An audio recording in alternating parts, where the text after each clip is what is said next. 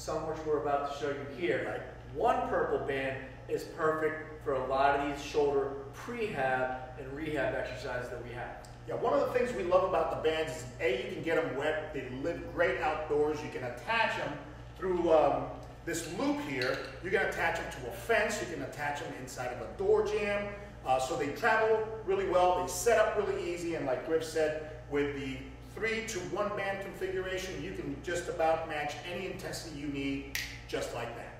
The most popular way swim teams use the JC Travelers is to put it through a fence or a pole. We're going to show you that setup right here, right now. It's very simple. Bring the loop around, and it's just this easy. Okay? Of course, if you're traveling and you're in an apartment or a hotel room, and you just take this loop right in here, and you put that in a door jamb and close it, now you can have the JC Traveler or the JC Sports Band on that door jamb at any height you need. So that's the basic setup of the band. Now let's get to the exercises. Everybody knows that the rowing motion is fundamental for back and shoulder strength and flexibility. But we've added a new twist to the rowing motion. We're going to show you a high row with an external rotation maneuver that we call a scarecrow. All right, let's get into the fundamental position. And as you can see, he begins his high row at shoulder height.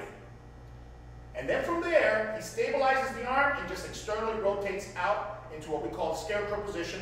He brings it back and finishes the row. Up, scarecrow, external rotation, down, and down. This is a great exercise, again, starting with a retracted scapula, downward depression, and then external rotation from that position. That is phenomenal shoulder stability. And this is what we're talking about, taking the shoulder through different ranges of motion that traditional methods do not do. This is something that we're going to keep bringing to you every day. The key thing is, notice that we're not stabilizing the scapula with a towel or with anything. We're making the body stabilize it, and oftentimes stabilize it while it's gliding, just like it does when it's swimming. Hey, there's no towel when you're in the pool. That's right. Here, okay? So we're going to treat the shoulder like it is in the pool on the gym floor. Got it. The next one is going to be a low row, all right? And he comes into the low row, and then from there, he externally rotates kind of into a TY position. He's about 45 degrees out. In there, boom, and out. So he does have this external rotation from a retracted position. Again, the scapula is stabilized. It's allowing to glide. Phenomenal exercise. When you do this exercise for about 10 reps, you will feel it in the back area of the shoulder. You will feel exactly where that works. Definitely feel it. That for sure is going to get my shoulder strong. Make sure that if you do have any shoulder problems or issues, that you use a light enough resistance. Progression is key. We don't want pain in this exercise. But when using the proper progression and the right resistance, this will make your shoulder indestructible. The next exercise we have is the one-arm backstroke. While this one's great, we get the arm in the overhead position. We get rotation just like you see in backstroke. This is getting really specific to swimming and really challenges that shoulder joint. You'll see a little bit of rotation, which is the X factor again. He's going to connect that left shoulder to the right hip in this particular exercise. So the force generation is going to be diagonal across the back. He's going to show you nice and slow so you can see the actual two-part movement. It's a high row, kind of to a backstroke reach. He'll show you one more time. Notice that he comes down and uses the entire body. And now he's going to get more dynamic, and you should not be able to see where one movement turns into the other. There you go. That's the one we're looking for. I love this compound movement to set up the big hip extensors and the paraspinals to help that shoulder blade. That's what we call the big muscles being used to help the little muscles. Fantastic exercise. All right, our last exercise is a two-arm exercise, kind of with the same principle. You'll see a compound movement, kind of a triple extension, again, using the big muscles of the body to help the little muscles. This is a huge concept that must be understood, and it's the way we spare the shoulders. Allow the big guys to help the little guys. This is the ABC extension, right? Griff is going to get set kind of in a rowing fashion. He's going to load the backside of that body, and then he's going to explode upward. And then he's going to give you the ABC pattern. Every time we say ABC pattern, it's right, left, center. So now give them a little dynamic. Boom! That's the speed of the exercise right there. ABC, triple extension. There you have it. What do you think of this exercise? Why do you like it so much for your swimmers, Griff? Well, there's a reason we brought this back from our other DVD, the laps DVD, in our shoulder section, because it's phenomenal. It gets the arm in the overhead position. It gets you going in all three planes as well. Okay, we get rotation of both sides, and we got a lot of movement from the backside. Like you said, we integrate the big muscles with the small muscles, and that is essential for keeping a healthy shoulder. That's right. A lot of times, again, when you see rehab, is shoulder isolation, shoulder isolation. And if the shoulders don't talk to the big guns of the body and get their help, there's no shoulder muscle that's big enough to do it all by themselves. That is the key differentiation aspect of this DVD, is the total body integration. You can't put all the horsepower on this guy right here. You got to get everyone else to help out. That is the key.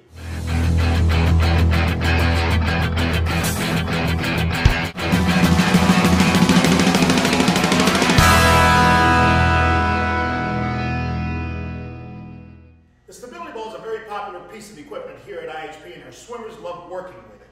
One of our favorite exercises that we use for the stability ball is the entire push-up progression lockout.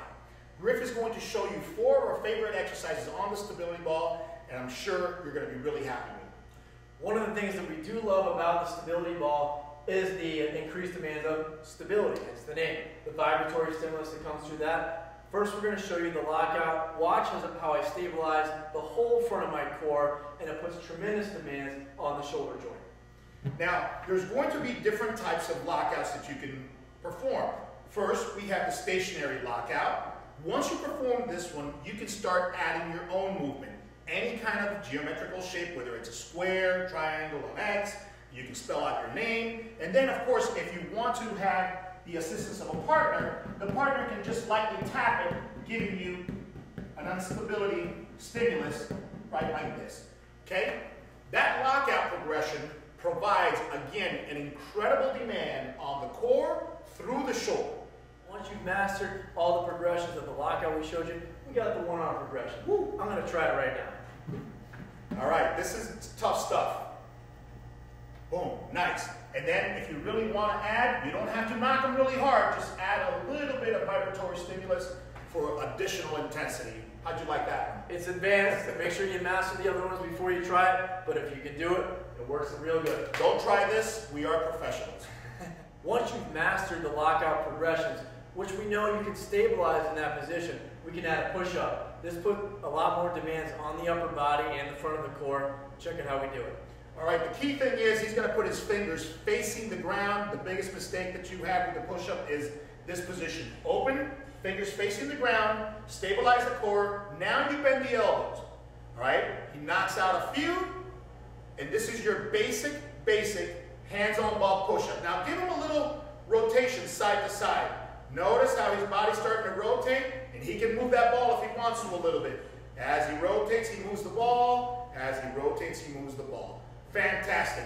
That rotational variation there is a whole different animal. Griff made it look easy, but trust me, that is not an easy exercise. A lot more demands on the shoulder and the core when I throw that rotation in there. If you've mastered the push-up, I suggest you try the one with rotation and check it out. This next exercise was popularized by our wrestlers, but we now use it with our swimmers to really add posterior stability along with rotation. So it's a great integration exercise.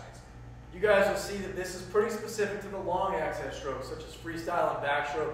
We get rotation along that long axis, and we put demands on the shoulder. Again, integration of the core and the shoulder together. We're going to show you this from 2 angles.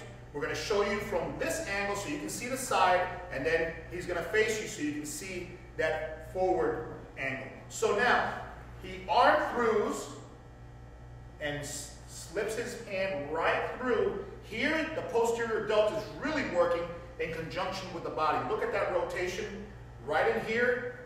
Big shoulder stability right there. Huge shoulder stability there. And of course, you see this integrated with the entire body. Nice rotational, great flexibility. We talked about the flexibility demands of some of these exercises. This is pure flexibility along with strength. Why don't you show them a couple of reps? Sure. Facing the camera this way so they can see how you arm through this exercise. See? He sneaks the arm through, and now look at that rotation there. All right? Perfect, perfect. This requires a lot of control, a lot of stability along the posterior side of the delt. Excellent balance. That's a great job. This is perfectly done right here for you. Perfect. There's your arm through. Great job, Griffin. Thanks.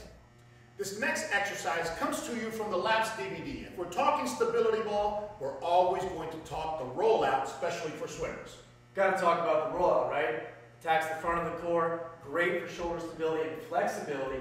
We get that arm in the overhead position. That's why we're bringing it back from the LAPS DVD. Absolutely. When you're looking at the rollout, that is the perfect blend of strength and range of motion. Let's show them, Coach. Yeah, let's show them the first progression. Therefore, you can progress any level of athlete depending on your strength level. So the first progression is the wall progression.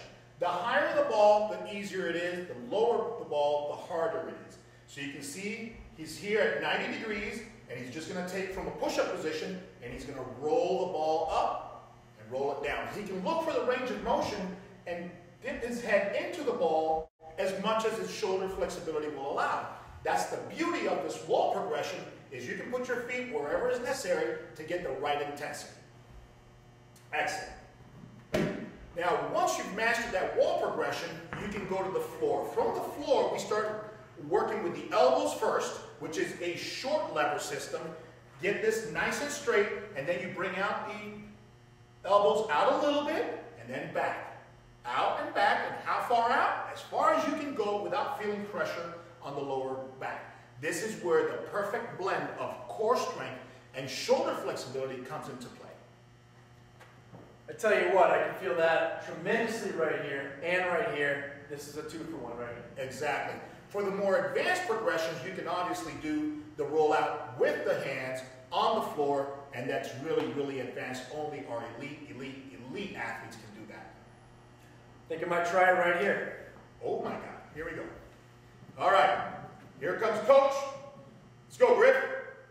Perfect. You can see how difficult that is. And let me tell you, 1 or 2 reps is plenty. This is like a 300-400 pound squat. This is one of those things you do 1, 2, 3 reps, and it's plenty. One's all you get from me today, but if you're advanced, give it a shot.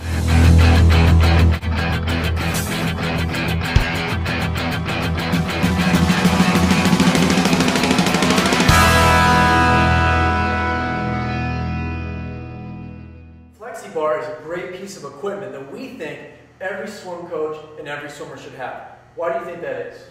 Number one, it introduces a vibratory stimulus into any environment, and of course, when you add a vibratory stimulus to the shoulder, you get wonderful shoulder stability things happening in there, and it's very easy. You know if you're doing the exercise right because you can control the bar. If you can't control the bar, you're not doing the exercise right. So the biofeedback system on this FlexiBar is phenomenal. Big time, and not to mention that this particular product, the FlexiBar, rotates in 360 degrees, unlike some other products that just go in one plane of motion. So that means even more stimulus to the shoulder joint and even the core. Yeah, it's harder to control. Absolutely. Because you have to keep this going on one plane of motion, and the slightest variation sends this thing into a circular pattern that gets very hard to control. So why don't we get started? I'm going to show them the two-handed variation. Right. What's the first progression we have is push-pull. Well, there's 3 things you can do with this FlexiBar. Number 1, you can push-pull up or down or sideways.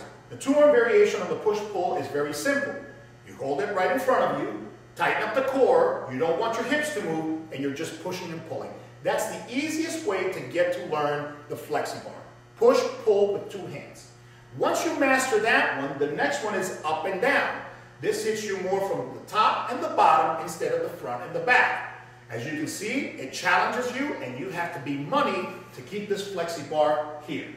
All right? Don't worry if it stops, if you got to hit it, that's all part of the training.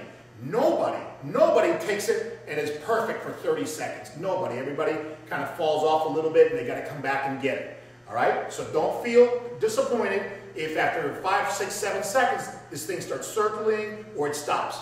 Get right back on it. That's all part of the training.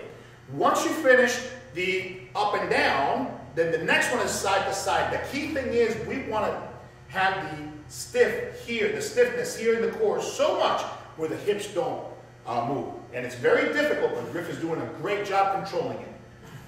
Excellent. So, you have 3 variations of movements. Your push-pull, your up and down, and your sideways. The two-handed variation with movement. Got it. First, we're pushing and pulling. He establishes the push and pull, and now he's going to go up, overhead. You can see that he's fighting. Good, good, good. Keep it going, keep it going. And now he's going to bring it down to 90 degrees. Very difficult. Tell you what, that gets real challenging in that overhead position, Carlos. Yep. So there's your movement. It's push and pull. Here. And there. All right? The next one is going to be up and down with the movement. This is very difficult. Watch. Right about here, it gets very difficult because he's got to change the orientation. He's doing a great job at controlling it. Let's see if he can bring it down. I'm surprised that he hasn't lost his rhythm yet. Very good, Griff. Awesome. Woo! Notice I didn't talk during that one. A little bit more challenging. He barely took a breath during that one because the requirements of the core and the coordination of the shoulders is phenomenal. That up and down with movement is great. And you have to stiffen up in here without a doubt. The stiffness that you have to get in here when you're up here, that's why I could not breathe. I had to keep it right, real tight in the core and through the shoulder. Now, when he says he couldn't breathe, it doesn't mean he's holding his breath. He's doing this. A different type of breathing. Yeah, it's a Valsalva maneuver. You have to learn how to do that in order to make the core rigid and be able to actually swim. So, all right, now let's show him the side to side with movement, okay? So when he's side to side, now the movement can be side to side or the movement can be up and down. This is very difficult, very difficult. Look at the concentration that he's putting into this.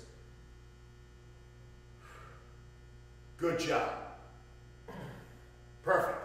This is very intense training without beating up your body. So from a rehabilitation perspective, very few things beat training on the flexi bar.